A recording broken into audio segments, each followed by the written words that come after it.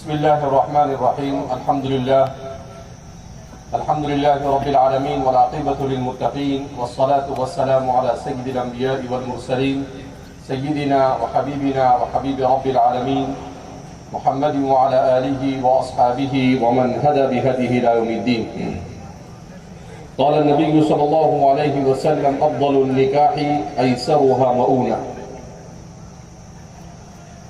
انسان کی زندگی میں دو موقع ہوتے ہیں، ایک خوشی کا موقع ہوتا ہے اور ایک غمی کا موقع. خوشی کا موقع یہ انسان کی زندگی میں سب سے اہم خوشی کا موقع یہ شادی کا موقع ہوتا ہے.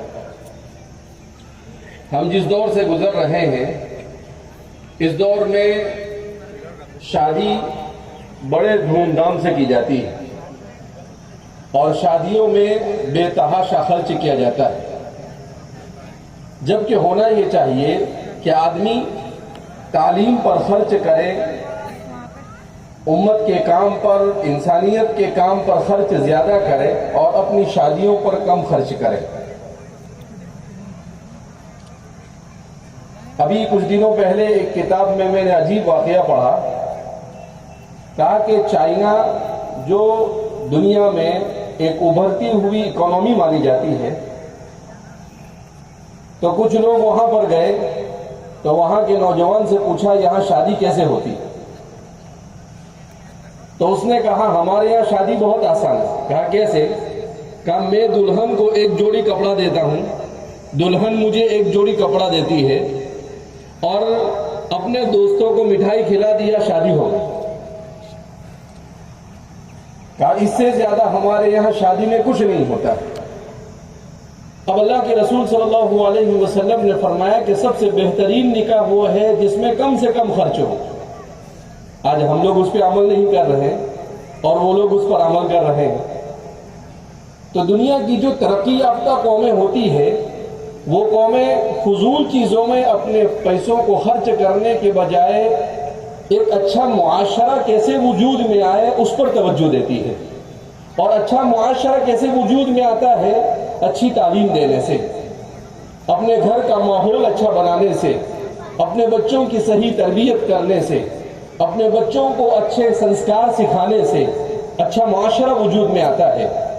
اگر ہم اپنے گھروں میں موبائل لے کر بیٹھے رہیں، اگر ہم اپنے گھروں میں اپنے بچے کو اچھے سنسکار نہ سکھائے، اچھے اخلاق نہ سکھائے، تو ظاہر سی بات ہے پھر ایسی نسل اور ایسا جنریشن وجود میں آتا ہے جو لڑائی جھگڑے کرنے والا ہو، جو ڈپریشن کا شکار ہو، جو گالی گلوچ کا عادی ہو. اس لیے سب سے زیادہ توجہ انسان کو اپنے بچوں اور اپنے معاشرے کو تعلیم دینے پر دینی چاہیے. ہمارے والد صاحب نے الحمدللہ ملک بھر میں 100 سے زائد تعلیمی ادارے بنائے، جس میں مکاتب، مدارس سب کو ملا کر 2 لاکھ سے زیادہ بچے پڑھتے ہیں. ہزاروں بچے کوالیفائی ہو کر چلے گئے. میں نے دنیا کے 20 ملکوں کا سفر کیا، کوئی ملک ایسا نہیں جہاں پر ہمارے یہاں کا پڑھا ہوا بچہ نہ ملے. ہر جگہ پر کوئی کہتا ہے میں نے آپ کے یہاں سے فارمیسی کیا، کوئی کہتا ہے آپ کے یہاں سے ڈاکٹری کیا، کوئی کہتا ہے آپ کے یہاں سے انجینئرنگ کیا. اور ایسے کبھی ایئرپورٹ پر بیٹھو تو وہاں پر ملتے ہیں، فلائٹ میں بیٹھو تو وہاں ملتے ہیں، ٹرین میں سفر کرو تو وہاں ملتے ہیں. اب راستے میں ارنڈول میں جمعہ کی نماز پڑھی ہم نے، تو نماز کے بعد ایک بچہ آیا، کہا کہ آپ کے یہاں سے موٹر میکینک کیا اور ابھی میں 10 سال سے گورنمنٹ جاب پر ہوں. تو کہنے کا مطلب یہ ہے کہ تعلیم جو ہے انسان کو اکنومیکل اعتبار سے بھی مضبوط کرتی ہے. اسی لیے ہمارے والد صاحب ان کے ساتھ جو بھی کوئی جڑتا ہے اسے کہتے ہیں کہ بھئی آپ تعلیمی کام کرو. اور ہمارے سیٹھ والد صاحب کے ساتھ بہت زمانے سے جڑے ہوئے ہیں، تو والد صاحب سیٹھ کو بھی ہمیشہ یہی کہتے ہیں کہ بھئی آپ بھی کالج بناؤ، ہم جب بنا سکتے ہیں تو آپ کے لیے بھی بنانا آسان ہے. تو 2 دن پہلے مولانا موسیٰ صاحب کا فون آیا، میں والد صاحب کے پاس بیٹھا ہوا تھا، تو میں نے کہا کہ سیٹھ کے یہاں پر شادی ہے. تو والد صاحب نے کہا ہر سال میں جاتا ہوں، اس سال بھی میں جاؤں گا. تو مولانا موسیٰ صاحب نے کہا کہ والد صاحب آنے کے لیے کہہ رہے ہیں میں نے کہا والد صاحب آنے کے لیے کہہ رہے ہیں مگر ان کی طبیعت اتنی اچھی نہیں ہے کہ ان کو اتنا لمبا سفر کرا سکے. ان کو ڈائلیسس ہوتا ہے ہفتے میں 2-3 مرتبہ, ابھی بھی ڈائلیسس چل رہا ہے. تو رات میں 10 بجے مجھے فون آیا, مجھے کہا کہ بھائی مجھے جانا تھا لیکن میرا کل ڈائلیسس ہے, میں نہیں جا سکتا ہوں, لیکن تم صبح میں نکل جاؤ اور شادی اٹینڈ کرو. اس لیے کہ سالوں سے میں اس میں جاتا ہوں. ماشاءاللہ بڑے پیمانے پر اچھے گھرانوں کے اور غریب گھرانوں کے ہر قسم کے لوگوں کو جمع کرتے ہیں سیٹ اور ان کی شادیوں کا انتظام کرتے ہیں.